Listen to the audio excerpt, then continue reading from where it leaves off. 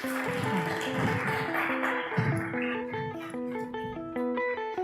morning, everyone.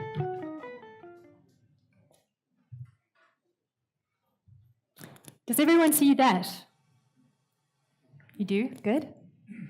So what we have over here is a human being. This is all I have for you today. A human. It's an individual. It's a mortal human being. Now, I don't know anything about this human being.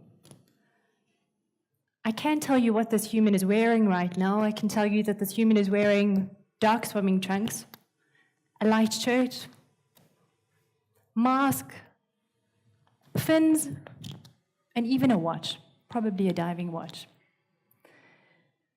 I can tell you what this human is even doing right now. The human looks like it's snorkeling. It's pretty obvious, right? But I have absolutely no idea why. It's a complete mystery. But we can make an assumption. This human could be snorkeling because he's busy looking for tropical fish.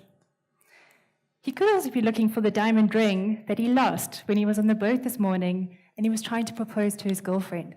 But we really do have absolutely no idea. So all we can do at this stage is make an assumption. So it's still a complete mystery. Now I work for a big company, and big companies, if they're any good, have customers. And customers, surprise, surprise, are human beings, possibly this one. Now, the other thing about big companies is that we don't like mysteries. But before I get into that, let me just introduce myself properly. My name's Kari Peters. I'm one of the senior user researchers at Booking.com. So hi, Graz, this is my first time here. But before we get into Graz, can I ask, has anyone used Booking.com before? Wow. All right, that's quite incredible. So our mission statement is to empower people to experience the world, and to me, it looks like the world is right here in this room right now.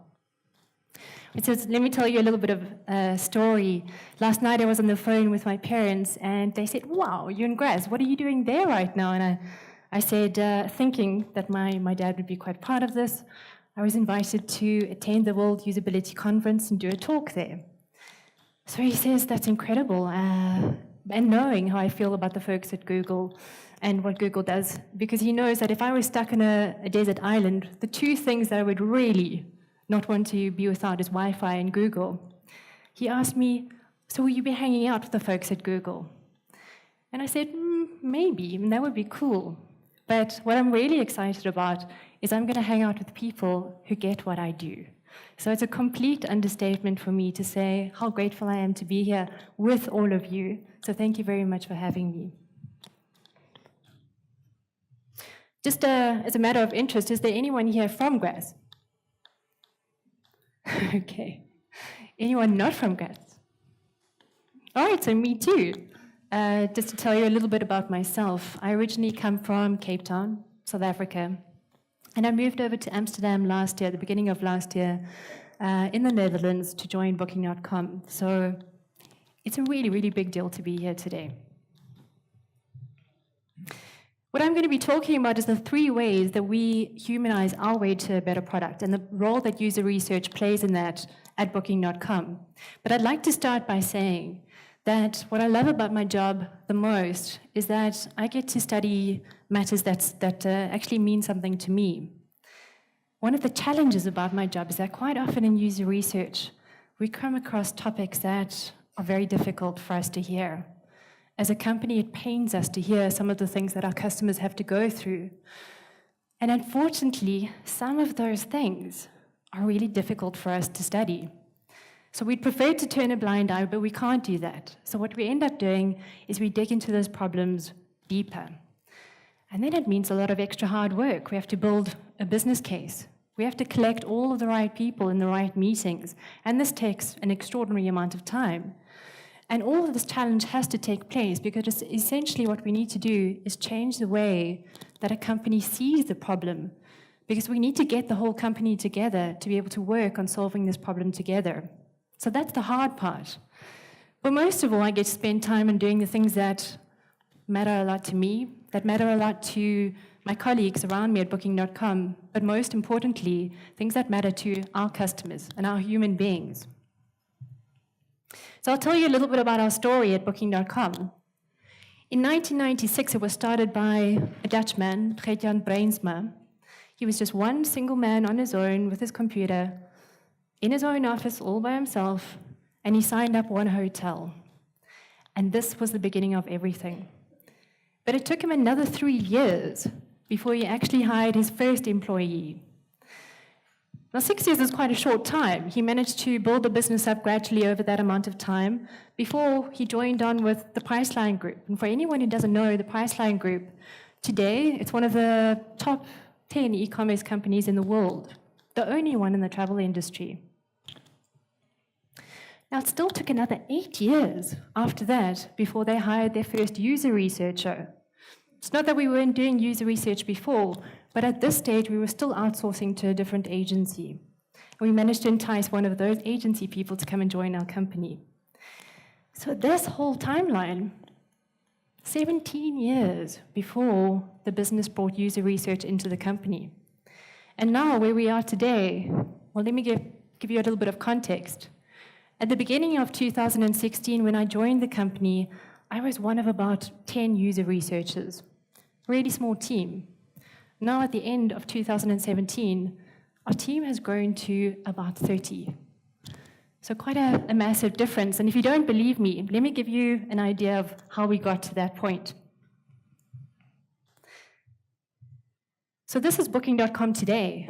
At the moment, right now, we have over 1.4 million properties on our website. This is across 227 countries, over 120,000 territories.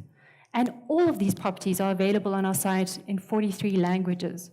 So you can imagine what our customer services looks like and how many languages they speak. If any of you have any idea about Bahrain, this is Bahrain's entire population at 1.5 million, and we're almost at that mark. Now you imagine every property, like a hotel, has a number of different rooms. So if we considered every room that we have available on our website today, that would be the size of Australia. We have 24 million bookable rooms right now. And over 130 million real, trustworthy guest user reviews. Just a side random fact, that's the size of Mexico. If every single person in Mexico had written a review, that's how big that pool would be. And this is all possible because we have 18,500 employees across 204 offices, 77 different countries. And in Amsterdam, where our head office is, and we have a number of different offices there, we have over 100 nationalities. So we hire people from across the entire globe. We really are the largest global network of accommodation providers worldwide. And these are real numbers, but the number that I find the most staggering of all is that we have 1.2 million room nights booked every 24 hours, and this is on average. So what's so incredible about this for me is that means that one room night is booked every 14 seconds. By the end of this talk, there will be 33,333 room nights booked. And if I was to give all of those room nights to you right now, and you left tonight, you would have to go on holiday for 91 years. So you'd only come back in the year 2108. By then, if Elon Musk has anything to do with it, we'll have a lot more properties, possibly on different planets, probably in different number of different languages as well, some that may not even exist yet. We'll have a lot more people making more bookings, and our next office could very well be on Mars. So at the moment, we've lost the pictures. Hang on 1 second, we'll get them back. Sure. I do need the pictures to show you this one. But what I do want to show you is that at the moment we have about 30 different property types. So I'll take you through a quick idea of what we have. So at the moment you can find anything from glass igloos to ice hotels, houseboats, tree houses, teepees. So you're starting to get the picture. We don't only do hotels. This is a capsule hotel.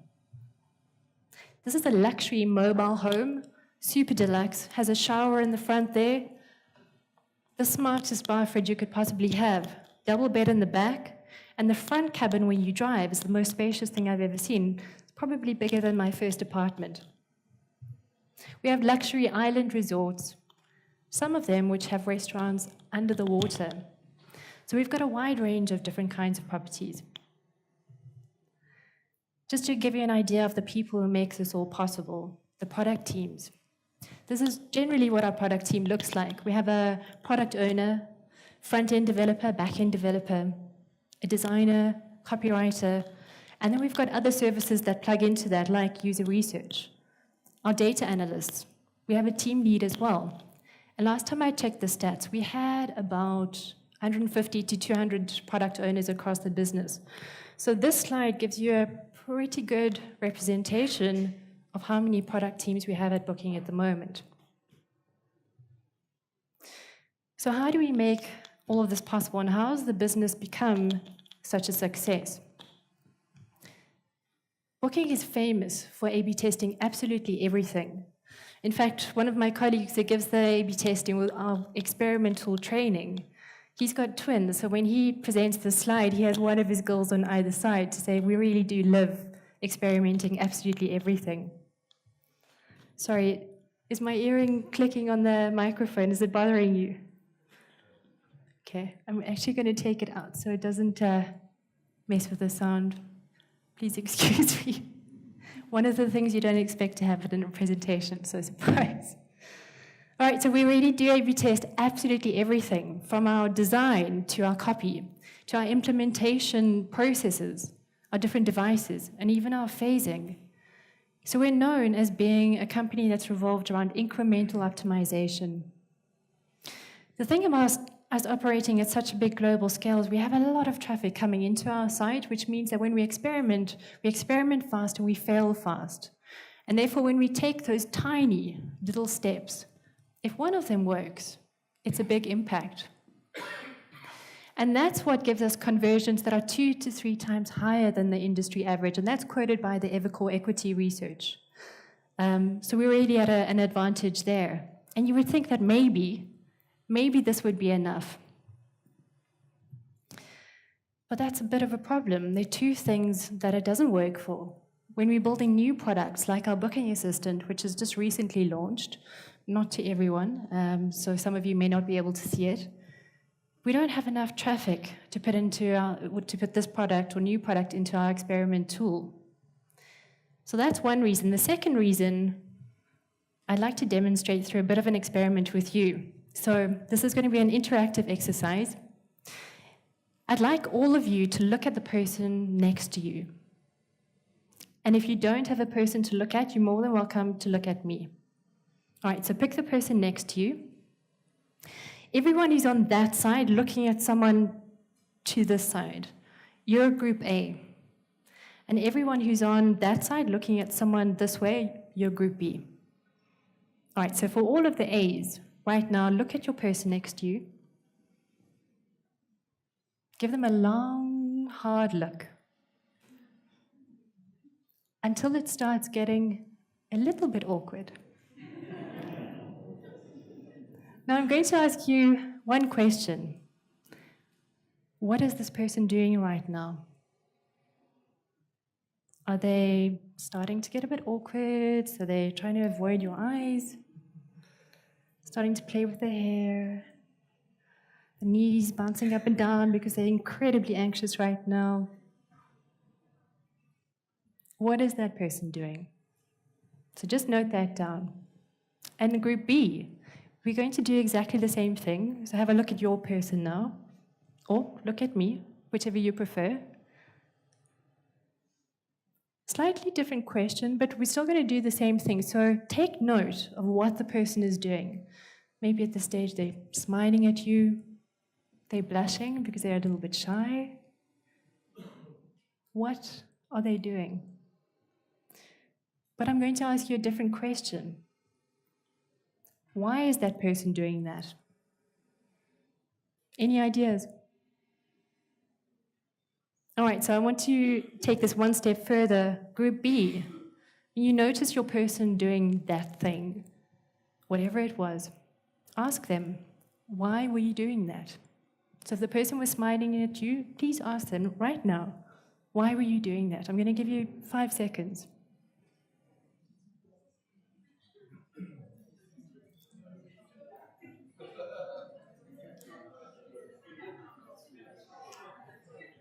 Okay. So you found out something different about this person, something you possibly didn't know before. Was there anything interesting that came out of that discussion or that question? Has anyone got something in terms of feeling anxious or what's going on right now? I don't know. The point is, it doesn't actually matter. But this is something that we found out and we noticed with our experiment tool is we could find out what was going on. We could see all the conversions that were taking place that were good for our business, but we had no idea why these things were happening. So we didn't know what was driving that behavior. And the problem is because we didn't know that, we didn't know why some of our experiments were failing. So we didn't know if it was a bad design.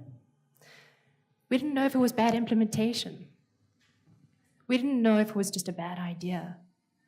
And the thing about that is because we didn't know why the experiments were failing. On the other hand, we also didn't know why they were a success.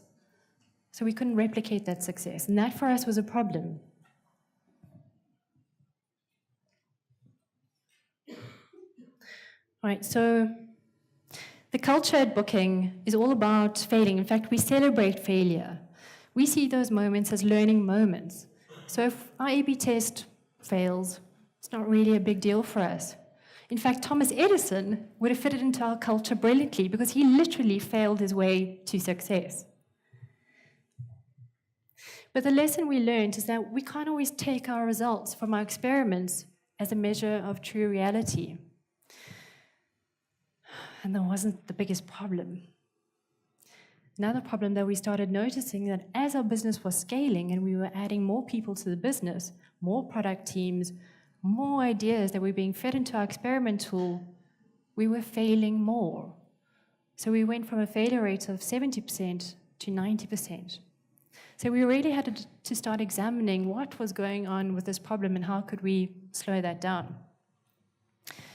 This is our experiment tool, so just imagine.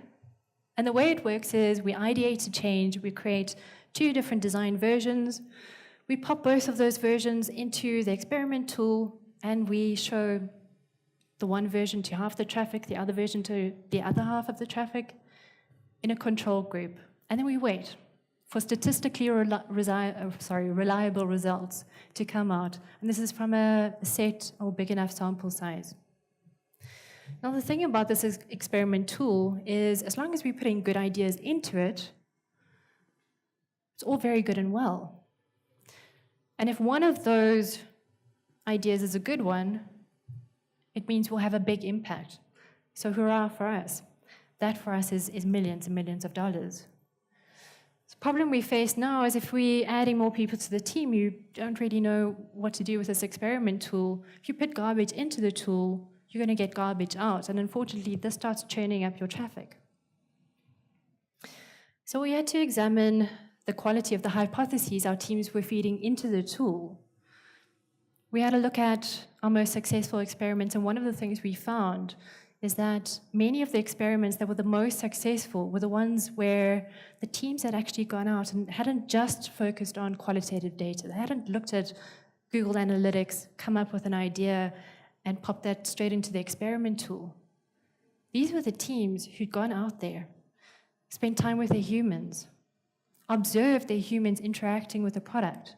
They'd explored what these humans were going through. They explored why our humans were doing the things they were doing. They were asking questions. They had real face time with our humans. So the teams who were getting more full-ons in our experiment tool were the ones who were observing, asking, using qualitative user research to inform their hypotheses. So effectively, they were ignoring the highest paid person's opinion, and they were replacing that with humans. And this is what our hypothesis would look like. We would ask our teams, why do you want to run this experiment? Where's the evidence? Where's your quantitative data? Where's your qualitative data from user research? Have you done user research in the first place, and how has that informed your hypotheses? What change do you want to make? So what is version A and what is version B? Who are you going to show this experiment to? And where in the whole journey? What outcome are you expecting from this experiment? And where are the metrics to support that? Or how will you measure it? So this was an important lesson for us to learn, is that our customers are not just data points. They're not just net conversions or bookings per day, which is one of our favorite at Booking. They're not bounce rates or registrations. And these data points cannot tell us everything we need to know about building a better product. In fact, this made us realize that since we became aware of this problem, we had to make a change. We had to evolve the culture of the whole of Booking.com. So instead of just purely being an experiment-driven company, we had to become a user research-driven company as well. We had to lean into our humans who make our company possible. It's the reason why we exist in the first place. So now our booking culture goes above and beyond experimentation. Our whole product teams get involved in user research with us. They go out street testing with us. We have open labs at Booking.com where we use our lab. We set up the entire study for them, and we give our product teams a chance to do the moderations themselves so they can be at the face or front face of spending face time with our users. When we moderate the tests ourselves as a user researcher, the entire product team is there watching us do what we're doing. They're observing along with us. After each session, we take all of our findings that we found from that one session and we go along the customer journey and we plot it out together so we can see which themes are coming up the most. And at the end of the day, we get the whole team together to collate all of those findings and really sort of vote on or dot which are the priorities for us to look at, which ones are the quickest for us to solve. We follow our customers where they experience our brand. So we shadow them all over the world, through hotels and train stations to coffee shops, right to their property and inside their property in some cases. And again, the whole product team gets involved, not just the user research team. We observe how they interact with different platforms, and we learn about the context of the use, whether they're using Booking.com on a road trip in Italy or from the comfort of their own home. And we actively go out and look for innovation gaps, for strategic partnerships, so that we can add to our product consistently. And we make sure that we're studying all of this along the entire customer journey and engagement cycle, so not just one channel. Now, when we watch our customers interacting with our product, we do this remotely from our Amsterdam office across the world. We do this on site across the world. But what I'm really excited about is that we have a really fantastic lab in our Amsterdam office. So I'll take you on a quick tour.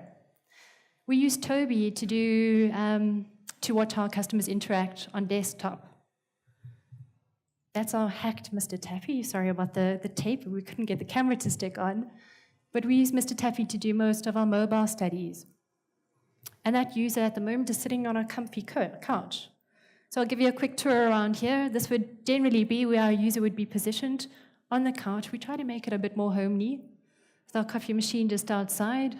Here's Mr. Tappy over here. And if we want our customers to interact on desktop, we seat them over here. User researcher would be sitting on this side, asking them questions, viewing what they're doing on this side. And over there is a one-way mirror. And this is where our product team will be hiding in the cave, observing the entire session take place. I'll give you a bit of a closer look. That's what it looks like from over there. So you get a view of the customer, the researcher, and what's happening on the screen in front of you. And just to the, in fact, on this picture, it's to the other side, we have another big room that's about half the size of this room, and this is where we invite all of the product teams to come and observe as well. So if there is any overlap on the topic that we're discussing or that's being studied, anyone in the company can come and watch these sessions and take part. You can watch these sessions remotely via BlueJeans, and if you want to ask particular questions, we have a live chat going on, so the user researcher can pay attention. Obviously, we limit how many people can go onto that. So we really do keep the customer at the center of every single thing we do. They're the North Star that drives every single change that we make on the website. Absolutely every single change, from experimentation changes to changes that have come about through qualitative user research. Now I'd like to do one more experiment with you just to illustrate a third issue that we came up with. So on the screen behind me, in a moment, you'll see something that affects you in some way. I'm going to show you 3 slides, but I'd like you to take notice of how each picture makes you feel and where you sense that feeling, whether you feel it here in your core, if you feel your heart rate increase, or if you feel your shoulders bunching up or your jaw clenching. Be aware of the impact it has on your body, the feeling that you have, and then the thought that pops up after you see that image. All right, so are we ready for it?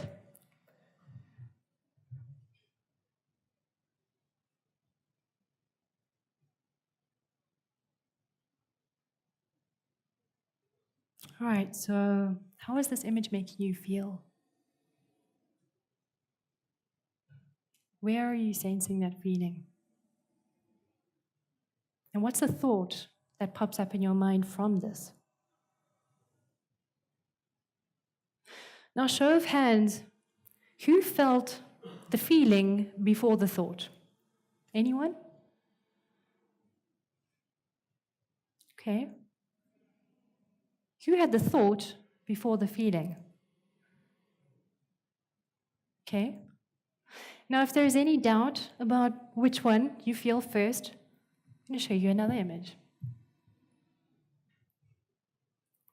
Was it a little bit more obvious this time with this image? So what do you think came first, the feeling or the thought with this one? As those who stuck up their hands on the feeling, you would be right. Generally, our feeling comes 5 times faster than the thought is actually processed in our mind. All right, so to get rid of that horrible image from the previous one, I've given you a nice calm image that you can focus on for a couple of seconds and see how you feel with this one. Relaxed? Have you calmed down yet? All right, so I'm willing to bet that with our previous 3 slides, you had a feeling that drove your thought. And in fact, I want to take the stakes a little bit higher. I'm willing to bet that you had a feeling that drove your thought, and therefore, that makes you human. Amazing, isn't it? So you are humans as well.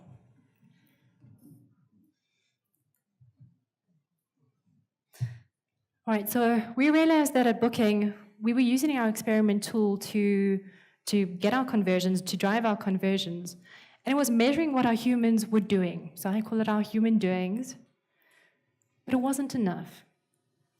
So we realized we had to start being a lot more present to our humans. We had to observe what our humans were doing as well, but we had to observe them being human. We had to spend more face time with our human beings. We had to ask them questions about why they were behaving in a certain way. But then we realized we needed to go one step further, that just why wasn't enough. And this is something that came about in many of my studies over time, where I kept on hearing the same repetitive thing. I would ask our customers what had made them decide to choose this particular property, so this hotel, over all of the others available on our website. And remember, we have millions of them. And the one word that kept on coming up in most of my studies, and this puzzled me for a while because we weren't really studying it, but the same word kept on coming up, feeling. It felt good. I had a happy feeling. It just felt right. So I started digging into this a little bit more, and I asked our customers to tell me more about that. And generally, the kind of response I was getting was, it made me feel happy. It made me feel excited. I felt the sense of anticipation. So when I saw that image, I could almost see myself in that postcard. And this was an interesting thing for us, because at Booking, we know that our photos on our website are one of the biggest drivers of what makes our customers book a particular hotel. It's what makes them decide to book. So that emotion is the driver behind their decision. And this is really important for our teams who focus on our partners. We call them our partners, but they are properties. And we have a whole different research team who focuses on this called partner research. And they basically research this element and take these tips to the hotels to say, these are the kinds of images that work the best. These are the kinds of images that are more likely to convert our customers to want to stay with you. And this is very important, because if you imagine that a customer is seeing something like this on your hotel, and they feel like they're getting a sense of space around them, they're anticipating when they go and stay at your hotel, this is the view they'll have. They'll be able to walk outside your hotel and see and get this feeling of space. Awe. So imagine how they feel when this is what they see. And this is what happens. We have to manage their expectations and make sure that this expectation is not dashed. And imagine if they've seen a picture like this in the hotel, and they think that this is what they're getting, that view, that luxury. But in actual fact, the room that they're put in looks more like that. Breaks your heart. So just to recap, these are the three ways that we humanize our way to a better product. We experiment our way to success. We measure what our humans are doing. But we also observe our humans and ask them the right questions. We ask them why. We observe them being human. And now we value the importance of human feelings as well. So these are the three recipes to our success. There are a lot more, but just the three that we're talking about today. So we've realized that we are a data-driven company, and we always will be, but data is not enough. We can't remove humans from our data seeking, because experience ultimately is a human trait. And the thing about experiences is that it's important to us to understand them as best we can, because if we can build better experiences, we can make sure that we're living true to our mission statement, which is really about empowering people and more people to experience the world. Because if we can do that, we can build shareable experiences. And if there's one thing that you take away from this talk today, I want you to remember, we started talking about a human right in the beginning. In the middle, you looked at the human next to you. Then I bet you all that you're all human. And now, at the end of this talk, we're still looking at a human. Think about that. Thank you very much.